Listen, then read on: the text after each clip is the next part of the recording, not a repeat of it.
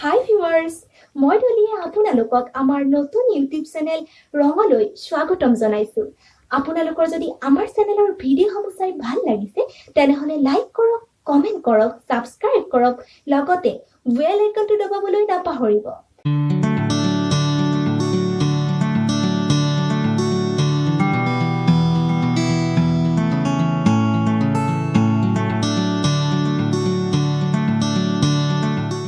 উড়ন্ত হিমা,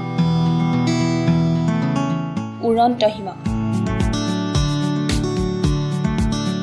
প্ৰতিভাত বাধাৰ প্ৰাচীৰ ভঙাৰ উদাহৰণ হিমা।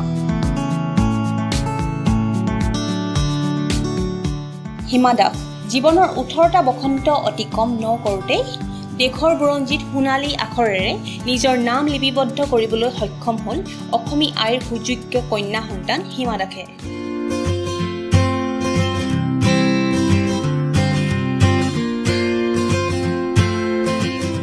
দেশৰ হৈ প্ৰথমবাৰৰ বাবে ফিনলেণ্ডত অনুষ্ঠিত ৱৰ্ল্ড জুনিয়ৰ এথলেটিক্স চেম্পিয়নশ্বিপত 400 মিটাৰ দৌৰত সোণৰ পদক অৰ্জন কৰিলে হিমাই।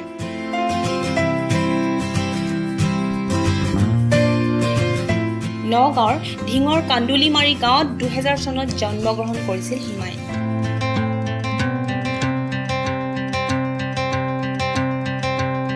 ৰঞ্জিত দাস আৰু জোনালী দাসৰ সন্তান হিমাই শিক্ষা গ্ৰহণ কৰিছিল ধিং পাব্লিক হাইস্কুলত।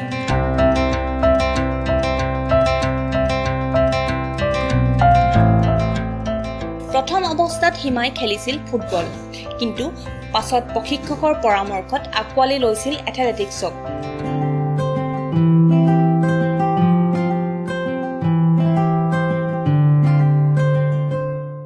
প্ৰশিক্ষক নিপন দাসৰ সুনিপুণ প্ৰশিক্ষণৰ ফলত নিজৰ ক্ৰীড়াশৈলীক আগুৱাই নিছিল হিমাই।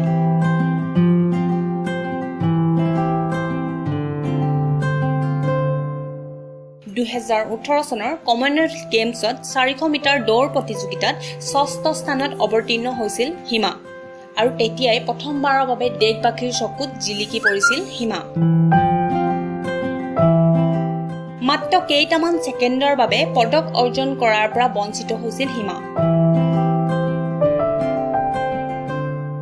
আৰু এই পৰাজয়ে অধিক আত্মবিশ্বাসী কৰি গঢ়ি তুলিছিল হিমাক, যাৰ ফলত আজি বিশ্ববাসীৰ আগত ফিনলেণ্ডত পদক জয় কৰি জিলিকি উঠিছে হিমা। শৰীৰে পৰা কঠোৰ পৰিশ্ৰমী হিমাই দেখুৱাই দিছে যে নিজৰ প্ৰতিভাৰে কিদৰে দাৰিদ্ৰতাক জয় কৰিব পাৰি।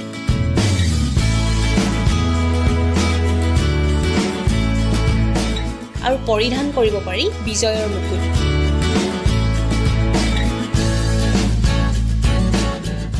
আমি অসমবাসী তোমাক লৈ গৌৰৱান্বিত হিমা।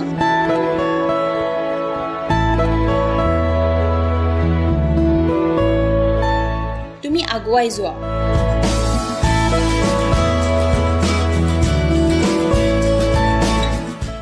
ইউটিউব চেনেল ৰদালিৰ ফালৰ পৰাও তোমালৈ থাকিল অলেখ শুভকামনা।